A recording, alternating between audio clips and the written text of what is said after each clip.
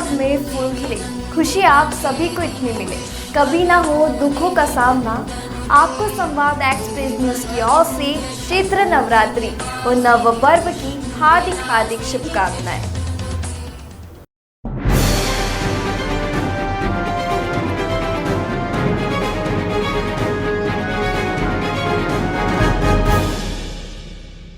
नमस्कार, मैं भारत पंचवाल स्वागत करता हूं आपका संवाद एक्सप्रेस न्यूज में। आइए रुक करते हैं बड़ी खबरों की ओर। गरियाबंद जिले में केंद्र की समग्र शिक्षा योजना में बड़ा खेला हो गया। जिम्मेदार अधिकारी इस बात को नजरअंदाज कर रहे हैं, जिसके बाद स्थानीय विधायक मामले को सदन में उठाने की बात कर रहे हैं। केंद्र सरकार ने पढ़ाई के साथ साथ बच्चों के शारीरिक विकास के लिए हर साल खेल सामग्री के लिए अनुदान राशि जारी की जाती है। राशि इस बार भी जारी हुई, मगर राशि का उपयोग नियम के तहत नहीं हुआ। अब तक राशि स्कूलों के खाते में जमा होती थी और स्कूल समितियां अपनी आवश्यकता अनुसार खेल सामग्री की खरीदी करते थे, लेकिन इस बार ऊपर से ही सीधे खेल सामग्री भेज दी गई। स्कूलों के लाया क्या है, उसको डिटेल बताइए। सर, समग्र शिक्षा के अंतर्गत स्पोर्ट के लिए प्राथमिक शालाओं माध्यमिक शालाओं को राशि दिया जाता है, जिसमें से प्राथमिक को 5,000, माध्यमिक को 10,000। इस वर्ष प्राथमिक शालाओं और माध्यमिक शालाओं को जो राशि देना था, उसमें से 70% राशि का खेल सामान राज्य स्तर से भेजा गया है विकासखंड शिक्षा अधिकारी कार्यालय को, और 30% की राशि स्कूलों के खाते पे जमा है, जो स्थानीय स्तर पे खेल सामग्री की जो वहाँ के प्रधान पाठक या संस्था। अभी आपके यहाँ कितने स्कूल हैं, कितने जगह बांट चुके हैं? सर, हमारे यहाँ मैनपुर विकासखंड में 256 प्राथमिक है और 118 माध्यमिक है। 50% अभी बच गया है। जो बचा है उसके लिए CSC को अवगत करा दिया गया है कि वो यहाँ से खेल सामग्री प्राप्त करते हैं। उसकी गुणवत्ता पर कोई सवाल कोई उठा रहा है? नहीं, अभी तक ऐसी सूचना तो नहीं आई है।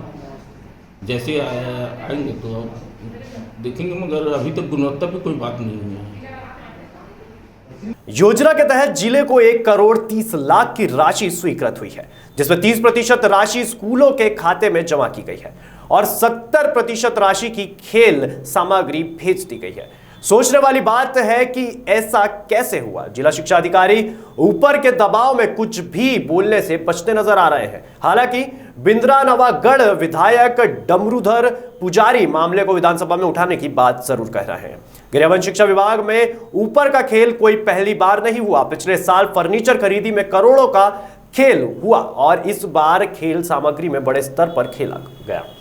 अब सवाल उठता है कि खेला का ये खेल कब तक चलता रहेगा। दुरुपयोग हुआ है, भ्रष्टाचार हुआ है, और उसके लिए हम लोग जांच करेंगे। जांच के लिए मैं शिकायत करूंगा, और शिकायत नहीं होने से मैं विधानसभा में उठाऊंगा। कार्रवाई नहीं हुई तो इसमें किस तरह के लोग शामिल होंगे, क्योंकि राज्य स्तर पे बताया जाए? नहीं, उसमें देखो जांच होने से सामने आएंगे। तो शासन के सामान ऊपर से बता दीजिए। नहीं, मेरे को वो मैं जानता नहीं, तो मैं क्यों।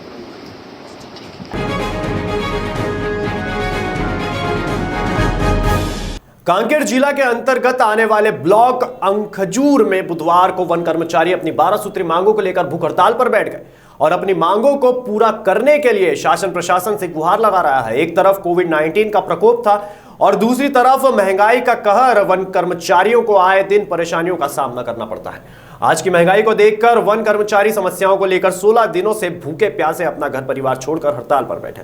जब मौके पर संपादक राकेश कुमार पहुंचे और हड़ताल में बैठे वन कर्मचारियों से उनकी समस्या पूछी, तो आपको क्या समस्या है, शासन से आपकी क्या मांगे हैं, आप क्या चाहते हैं, उन्होंने अपनी समस्या अपनी मांगे बताई। आइए सुनते हैं हड़ताल पर बैठे वन कर्मचारियों ने क्या मांगे कही।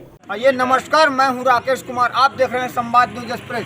जो कि वन विभाग के हड़ताल के कारण आज कई वनों में आग लग रहे हैं, कुछ जानवर बाहर निकल रहे हैं। आइए आज कुछ बस्तर संभाग में क्षेत्र में आया हुआ हूं।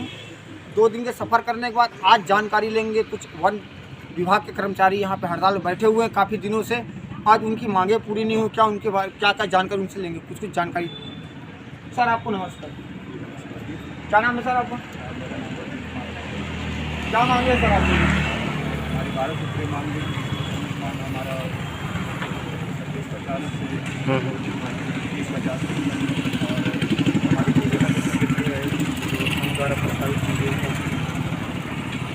क्या आप लोगों की मांगे अभी तक पूरी नहीं हुई क्या?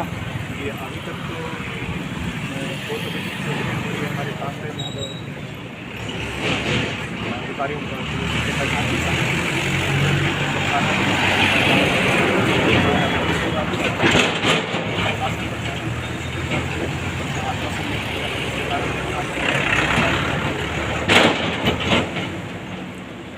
कितने दिनों से बैठे हुए हैं आप लोग हड़ताल? ये हम 21 तारीख से बैठे हैं, आज से पूरा दिन से बैठे। ये है सबसे बड़ी चीज़ तो भूपेश सरकार जो कि बड़े बड़े वादा करते हैं वो अपने वादा से मुकर रहे हैं, जबकि आने वाले 2 वर्षों में चुनाव है, कितनी बड़ी संकट में पड़ेंगे भूपेश सरकार देखना ये होगा। आगे चल के बने रहिए संवाद न्यूज एक्सप्रेस के साथ, देखते रहिए राकेश कुमार के साथ। मैं पाखंजूर पहुंचा हुआ हूं, राकेश कुमार से पाखंजूर। आपका मेरा नाम पुनवराम बुकर है। किस पोस्ट में है? वन विभाग कर्मचारी में। मैं वन रक्षक के पद में हूँ, तहसील शाखा कापसी का अध्यक्ष हूँ। क्या मांगे हैं आप लोगों की? हमारी मांगे हैं सर मुख्य रूप से 50 को 50 से 50 करना है, और दूसरी मांग है, सबसे मेन मांग है सर हमारा समयमान वेतनमान, और उस पर अगर सरकार जितना जल्दी हो सके उस पर अमल करे और उस पर अच्छा से अच्छा निर्णय ले और हमारे कर्मचारियों के हित में फैसला दे। यही सबसे बड़ी हमारी समस्या है सर। इस मांग पर गहनता से विचार कर हमारे कर्मचारियों के हित में फैसला सुनाए तो हम लोग अतिशय तुरंत ही हड़ताल समाप्त कर देंगे। क्या लगता है आप लोगों को, क्या आप लोगों को मांगे पूरी करेगी भूपेश सरकार? अब हम तो अपनी समस्या तो सरकार के सामने रखे हैं और उसके विचार को तो हम यहाँ पर नहीं कह सकते, और वो शासन प्रशासन ही इसके बारे में फैसला ले सकते। जैसे मांग आप लोग पूरी नहीं करते तो आप लोग क्या करेंगे आगे चल के? हम लोग आगे चल के सर ये हड़ताल अनवरत चलते रहेगा जब तक हमको लिखित में आश्वासन नहीं मिलेगा समयमान वेतनमान पे, तब तक हम लोग इस पंडाल को नहीं छोड़ेंगे। जंगलों में आग लग रहा है, जानवर भाग रहे हैं, चिड़िया पंछी मर रहे हैं, उसमें आप लोगों को नहीं लगता है कि काफ़ी नुकसान है?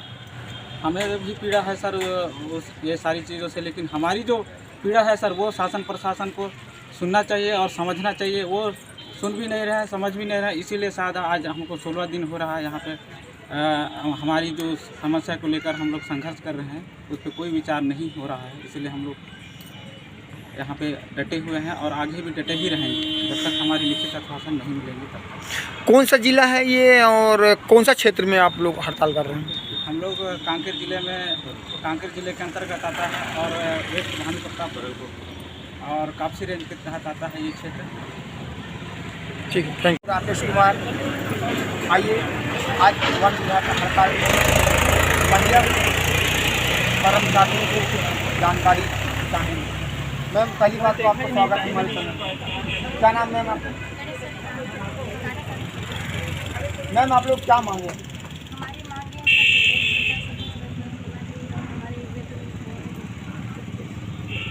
कब से बैठे हुए धरना मांगे? आज कितने दिन होने जा रहे हैं? क्या आप लोगों की मांगे पूरी नहीं हो रही अभी तक?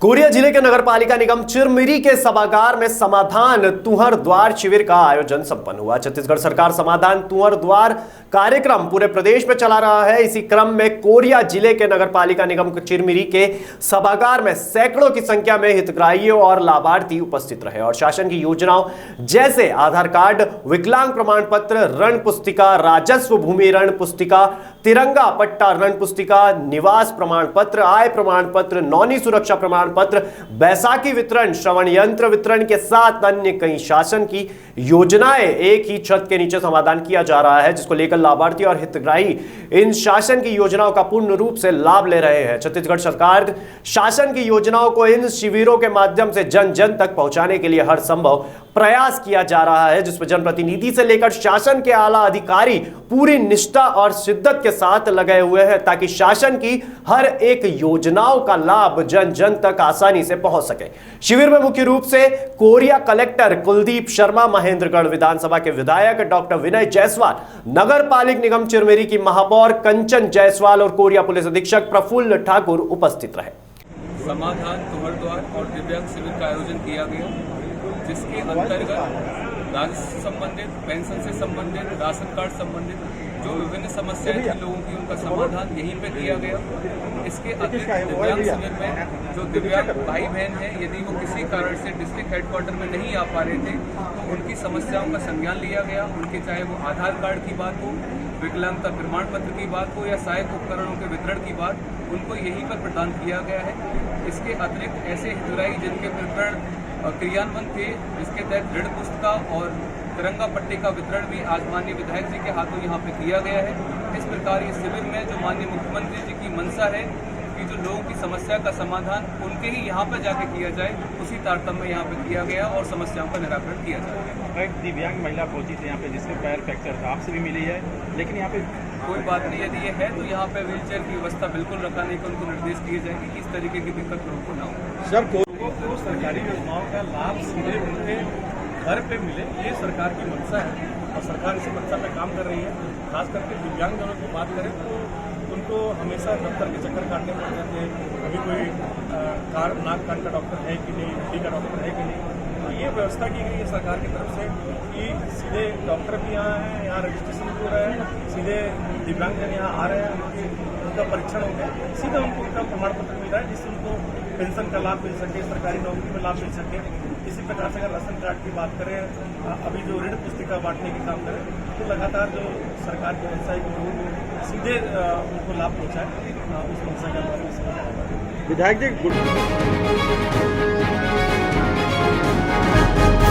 जयसिंह नगर वन परिक्षेत्र के बांसा गांव से एक घटना सामने आ रही है, जहां हाथियों के दल ने एक बार फिर कुचलकर 3 लोगों को मौत के घाट उतार दिया। हाथी के कुचलने से मृतकों की संख्या बढ़कर अब 5 हो गई है। जानकारी के अनुसार मृतकों में पति लल्लू सी कंवर, पत्नी ललिता सी कंवर, मृतक की बहन बेबी सी कंवर की मौत हुई है। घटना के बाद अधिकारियों का दल मौके पर पहुंचा और जंगल में नाकेबंदी की गई। वहीं मृतकों के परिजनों को वन विभाग ने 4-4 लाख की आर्थिक सहायता प्रदान की। घटना के बाद भाजपा विधायक शरद कोल ने मोर्चा संभालते हुए ग्रामीणों के बीच जाकर उन्हें समझाइश दे रहे हैं। साथ ही पीड़ित परिवार को हर संभव मदद पहुंचाने की बात कही जा रही है। विधायक ने अपील करते हुए ग्रामीणों से कहा कि सभी लोग प्रशासन के इस मुहिम में सहयोग करें और खतरा टलने तक जंगल की ओर न जाए। अमला पूरी मुस्तैदी के साथ हाथी के मूवमेंट को ट्रैक कर रहा है। कल की भी जो घटना हुई है उसमें गाँव वालों को बासा के और निगई इन लोग को समझाया गया था और पहले ही इन लोग से क्षेत्र खाली करा दिया गया था, लेकिन अमले के आगे बढ़ते ही ये पुनः रात में चले आए और रात में इन पे हमला हुआ, जबकि पूरे गांव सूचित किया गया था कोई अंधेरे में नहीं जाएगा, कोई मूवमेंट जंगल के अंदर नहीं करेगा। तो लोग कभी कभी नहीं मानते हैं, जो दुर्घटना ऐसी हो जाती है। वन विभाग लगातार इसमें गश्ती भी कर रहा है, ट्रैक भी कर रहा है हाथी के मूवमेंट को। आने वाले गाँव सूचित कर देता है कि यहाँ पर हाथी का मूवमेंट हो सकता है, आप लोग इस जगह को खाली कर दें, यहाँ खतरा है, और जंगल में महुआ बीनने के लिए ना जाएं, क्योंकि ज़्यादातर लोग सुबह 4 बजे 5 बजे महुआ बीनने निकल जाते हैं। अभी कितने लोगों की मौत कुल टोटल हो गई सर? अभी करीब 5 लोगों की मौत हुई है और इनमें हमने सभी को 4-4 लाख रुपए का मुआवजा दिया है जी। और अभी ये ऐसा बताया जाए बांधवगढ़ से रेस्क्यू टीम भी आ रही है वो ट्रैंकुलाइज करने के लिए, कुछ ऐसा भी है क्या? नहीं, ऐसा अभी कुछ नहीं है, क्योंकि हाथी को ट्रैंकुलाइज करना कोई आसान काम नहीं है। तो ये 9 हाथियों का झुंड है, 9 हाथियों को ट्रैंकुलाइज करना संभव नहीं है ऐसा जी। इसलिए पूरा प्रयास यही है कि बिना किसी जनहानि घायल के हम इन्हें सफलतापूर्वक टाइगर रिजर्व के एरिया में या छत्तीसगढ़ एरिया में जहाँ से आए हैं वहाँ भेज सकें। चित्राव गांव में 2 व्यक्ति सुबह महुआ पीने के लिए गए थे, तो सुबह 6:30 बजे हाथियों के दल के द्वारा उनका द्वंद्व हुआ और वो 2 मारे गए। उनको इसके बाद तत्काल वन विभाग के द्वारा 4 लाख रुपए का प्रति व्यक्ति के हिसाब से मुआवजा दिया गया और उसके अलावा उनको आदिवासी विकास विभाग से अंत्येष्टि के लिए तत्काल सहायता राशि उपलब्ध कराई गई। फिर उसके बाद रात को करीबन 12:30-1 बजे के बीच उस गांव में सभी गांवों में जितने भी जहां पे हाथियों का मूवमेंट था, वन विभाग के, राजस्व विभाग के, पुलिस विभाग के द्वारा संयुक्त दल के द्वारा मुनादी कराई गई थी कि कोई भी आदमी ना जाए महुआ पीने गांव में। तो ये जो 3 व्यक्ति जो आज मृत हुए हैं रात को, उनको समझाइश दी गई थी कि गांव में से कोई भी महुआ पीने जंगल में ना जाए। उनके द्वारा बोला गया कि हाँ हम नहीं जाएंगे, परंतु जैसे ही टीम आगे बढ़ी उन्होंने सिर्फ ये सोच के कि हम महुआ देख के आते हैं, वो गए और हाथियों के द्वारा मारे गए। उनको भी वो 2 पति पत्नी थे और एक उनकी साली थी अलग गांव की। तो उनको भी वन विभाग के द्वारा 4-4 लाख रुपए प्रति व्यक्ति के हिसाब से सहायता दी गई है और आदिवासी विकास के द्वारा अंत्येष्टि सहायता राशि उपलब्ध कराई गई है। अब हाथियों का मूवमेंट जब ट्रैक किया गया है तो हाथिया टोला गाँव है, यहाँ से 1 किलोमीटर की दूरी पर हाथियों का मूवमेंट बताया जा रहा है। और एक बांसा गाँव में जहाँ पे कि कल रात की घटना हुई है, वहाँ पे भी हाथियों का मूवमेंट है। तो इन दोनों गांवों में मिला के वन विभाग की, राजस्व विभाग की और पुलिस की 3 टीम बनाई गई हैं, जो अब शाम को 7 बजे के बाद जो भी आदमी 7 बजे के बाद बाहर दिखाई देगा गांव की तरफ जाते हुए, उसको वहां पे फोर्सली पकड़ के ग्राम पंचायत भवन में लाया जाएगा। और जो कोने पे जो पेरीफेरी के ऊपर जो सेग्रीगेटेड मकान है, उनमें जो लोग रह रहे हैं उनको ग्राम पंचायत में शिफ्ट करके वहाँ पे उनके रहने, खाने, सोने की पूरी व्यवस्था की गई है। कल चित्रांव गांव में 2 व्यक्तियों की मृत्यु हुई है जो पति पत्नी थे। और आज रात को, उसी दिन रात को करीब 12:30 से 1 बजे बांसा गांव के जो थे 3 और 1 नादा, जो पति पत्नी जो है बांसा और एक जो है नौदिया गांव के हैं, वो उसकी साली है। इस प्रकार कुल मिला के 5 व्यक्ति जो है हाथी से प्रभावित हुए हैं।